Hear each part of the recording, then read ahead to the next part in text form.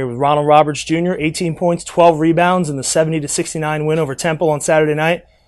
Ronald, how does it feel to go out there in front of a packed arena, sold-out full house, and just have a monster game as you guys beat your arch rivals for the second year in a row at home? It feels really good. Like you said, they're our rivals, so it's always a big game. And a lot of fans showed up. They were real loud.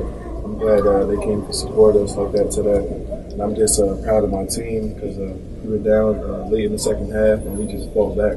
And we just have to make sure we do that every single game. We can't play down our competition. So, I mean, every team in the A-10 is good and anybody can really beat anybody. So you just have to come out, execute, and play hard and play with energy.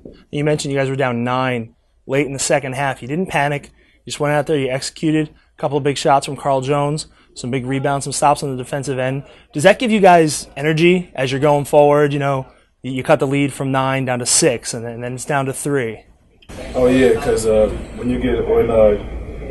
you make a shot or you get a stop, the fans get real into it, and then you just build momentum, and it just makes you want to play harder. And every time we kept playing, the score was we were just cutting the score down little by little, and it just feels good to see that on the clock, and it just makes us just want to win the game.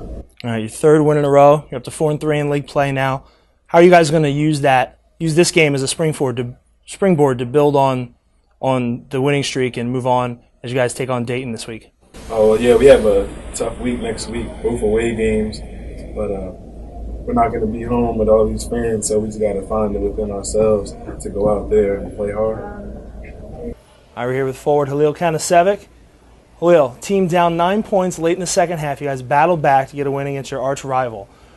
What do you think is the most important thing, going through your head, going through the team's head as you guys are talking out on the floor, as you're in the huddle, to focus on cutting that lead down and getting back on top like you did? Honestly, it was just one of those things where you got to just grind it out, honestly. Each team made runs, big runs. Temple made a huge run. We got sloppy with the ball. And to give credit to Tay, honestly, he kind of took it into his own hands at that point. He made 2 big threes, which were like, it was one of those things where I'm making these 2 threes, and that's crediting it to him. It was definitely out of the offense. Like, that wasn't what was drawn up, but I guess, He was like, I'm taking these big shots and I'm making them. So he had the confidence in himself to make it, and you know what, he made them. So you got to give credit to him during that run. And then we just kept chopping, As bigs, we were like, me, Ron, and CJ were like, we got to keep attacking the glass and just try to play solid defense, They definitely made some tough shots. They definitely shot the 3 really well tonight, but we stayed together. The coaches did a good job keeping us together, and then we just fought back. So it was one of those things we just grinded out, honestly, and I think that's how the year started to unfold for us. We're just grinding out. And you guys had a couple, you were talking about the bigs inside, a couple of those lob passes really getting the crowd going. How big does the crowd factor into your play on the floor? Not necessarily from performance, just from focusing, keeping that energy going.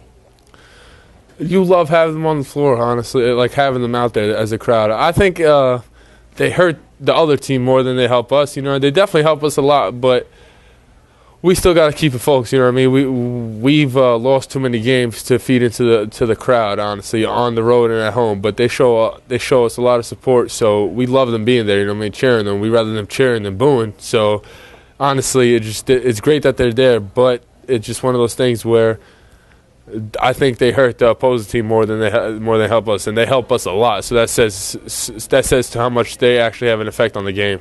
I know you guys are heading on a road trip out to Dayton and UMass. You've won 3 in a row.